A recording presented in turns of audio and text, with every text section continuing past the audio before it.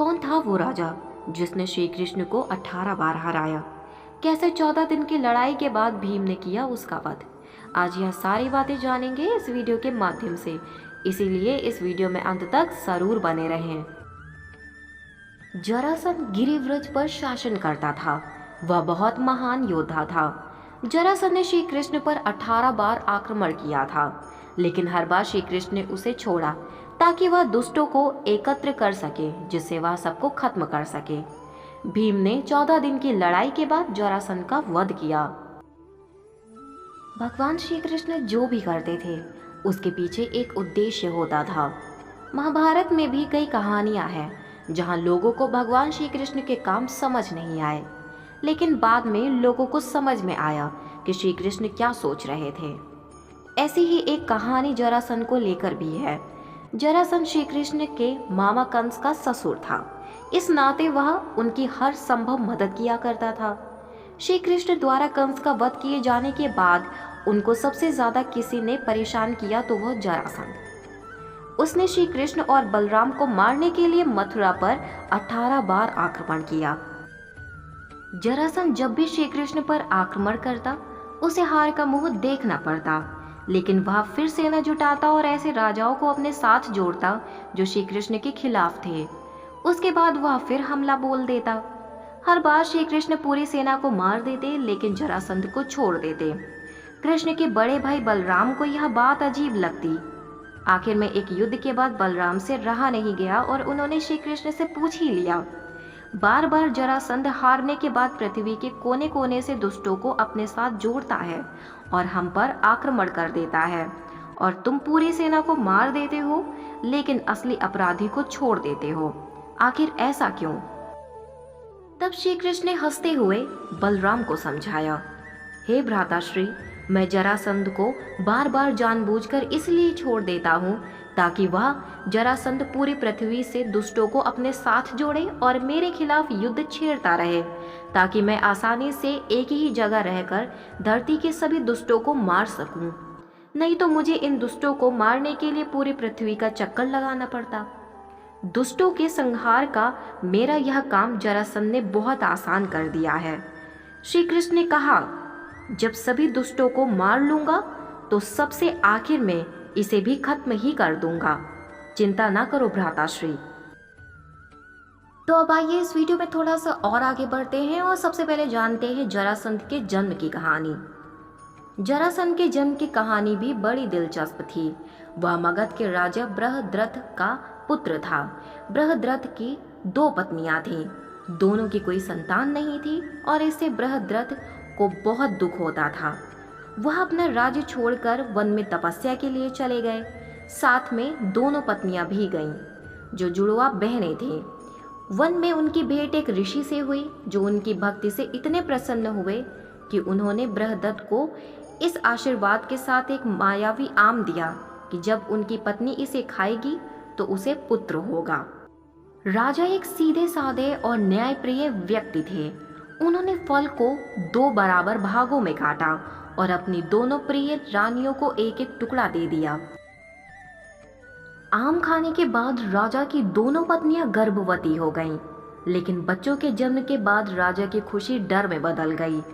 दोनों रानी ने एक आंख, एक हाथ, एक पैर आदि के साथ आधे बच्चे को जन्म दिया था। रात को जब रानियां सो रही थीं, तब दाई ने दोनों आधे बच्चों को काले कपड़े में लपेटा और शहर के फाटक के बाहर रख आईं। उसी रात जरा नाम की एक राक्षसी भोजन की खोज में घूम रही थी। उसकी नज़र बच्चों पर पड़ी। उसने जैसे ही दोनों बच्चों को उठाया, वे चमत्कारिक रूप में जुड़ गए। आंख से आंख मिल गई, हाथ से हाथ, पैर से पैर। अब जरा के हाथों में एक सुंदर स्वस्थ बच्चा था। जरा अपनी आंतरिक शक्तियों से जान गई कि ये बच्चा राजा बृहद्रथ का है। उसने बच्चे को मारने की जगह राजा को वापस लौटाने का फैसला किया। जरा राजा बृहद्रथ के पास गई और पूरी घटना सुनाई। राजा बहुत प्रसन्न हुए और अपने बेटे का नाम जरासंध रखने का निर्णय लिया। इसका अर्थ है वह जिसे जरा ने जोड़ा हो। तो यह थी जरासंध के जन्म की कहानी। तो अब आइए इस वीडियो में थोड़ा सा और आगे बढ़ते हैं। वनवास से लौटने के बाद पांडवों ने इंद्रप्रस्थ को अपनी राजधानी बनाया और एक भव्य महल बनवाया। पांडवों की नई राजधानी देखने आए नारद मुनि ने युधिष्ठिर को राजसूय यज्ञ करने की सलाह दी। नारद मुनि के जाने के बाद युधिष्ठिर ने अपने भाइयों और कृष्ण से परामर्श किया। कृष्ण ने कहा, एक राजा है जिसे पराजित करना कठिन होगा। उसका नाम है जरासंध, जो गिरिव्रज में शासन करता है। मेरे मामा कंस का विवाह जरासंध की पुत्रियों से हुआ था। कंस को मारने के कारण वह मुझे अपना दुश्मन मानता है। मेरा जरासंध से युद्ध में 18 बार आमना सामना हो चुका है। जरासंध के कारण ही हमें मथुरा से द्वारिका भागना पड़ा। कृष्ण की बात सुनकर युधिष्ठिर ने राजसूय यज्ञ का विचार त्यागने का मन बना लिया, लेकिन भीम और अर्जुन जरासंध को चुनौती देने के पक्ष में थे।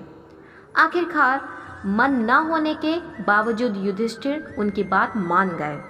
जरासंध से लड़ने गए अर्जुन, भीम और कृष्ण। युधिष्ठिर के राजी होने के बाद कृष्ण, अर्जुन और भीम मगध के लिए प्रस्थान कर गए। तीनों सरयू नदी पार कर मिथिला से होते हुए और फिर गंगा नदी पार करके मगध पहुंचे।